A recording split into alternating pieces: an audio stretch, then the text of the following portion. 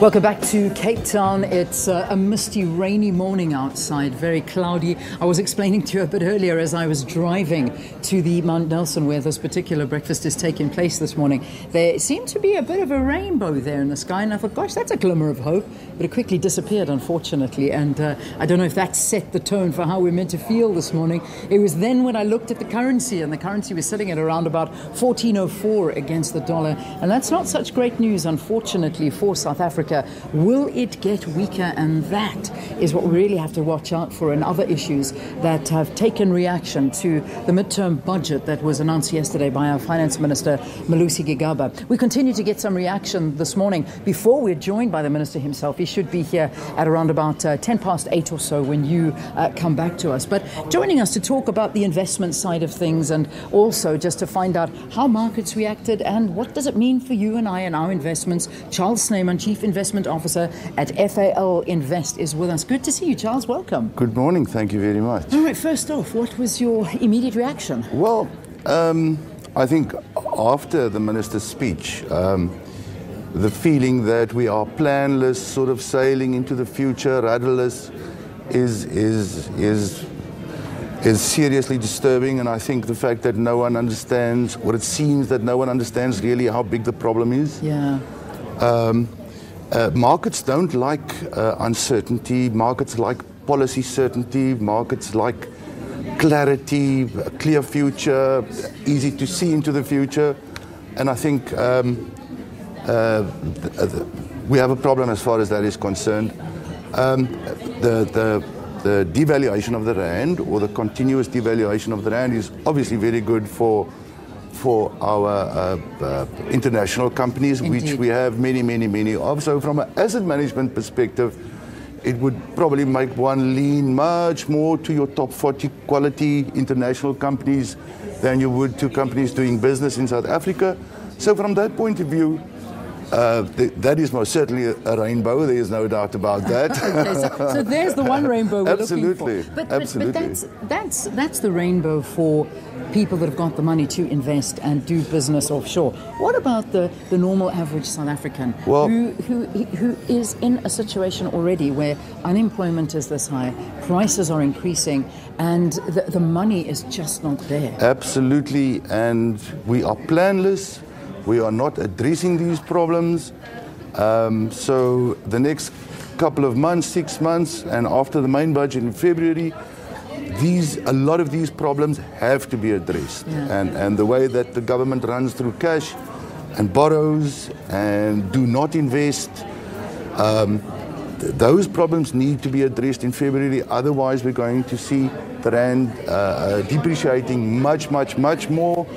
We're probably going to see more rating problems, lots and lots of problems that are not going to be resolved. All those that you've just mentioned is going to be very difficult. When you say planless, I'm just sort of picking up the words you've been mentioning. Planless, rudderless, there's uncertainty.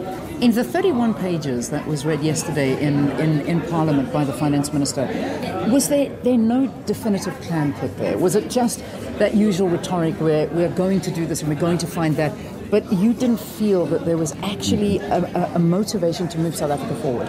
I think the Minister's speech was good, but the content, the economic content, the future content, we're going to do this, and putting numbers to it, completely lacking. And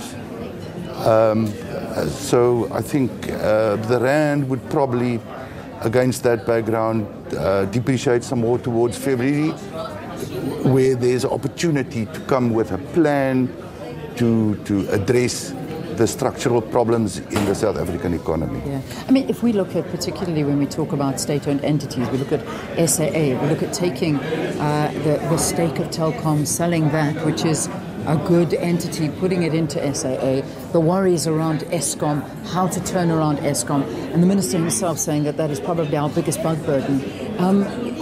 Again, all of this money that we are finding, which we don't have, and investing in these entities that are not necessarily showing us any good results. What does that do? How does that encourage people? It is most certainly discouraging It is most certainly discouraging for foreigners needing or wanting to invest in emerging countries, of which we are, or which we are an important one. So it's discouraging. It's most certainly, you know, there was a talk on the radio this morning about the willingness of people to pay tax. So I'm not saying there should be or there is a tax revolt or there will be a tax revolt, but these things, it doesn't seem as if the politicians understand these things. And I think, and I know I've said this before, that is a serious problem. Yeah. Look, I mean, you talk about that tax revolt, and I was reading an article this morning that alluded exactly to that. Are South Africans embarking on a tax revolt? Because, I mean, the 51 billion rand shortfall, which is only expected to grow over the next couple of years, is a very, very big concern, which is going to get South Africa more and more in debt. My question, however, is with these tax shortfalls, there was no mention of an increase in taxes at all for South Africans, but the increasing in VAT, is that a reality that we could face when the budget is announced next year? It is not politically popular, but I think it's most certainly something that should be examined very, very well, and especially the zero-rated items. Like fuel, for instance. Yeah.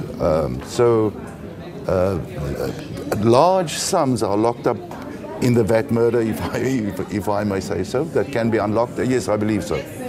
What do you recommend people do at a time like this? Because, you know, we can talk about these fancy numbers all morning, and a lot of it goes over people's heads. We're just trying to live a normal life, buy a car, buy a home, educate our children.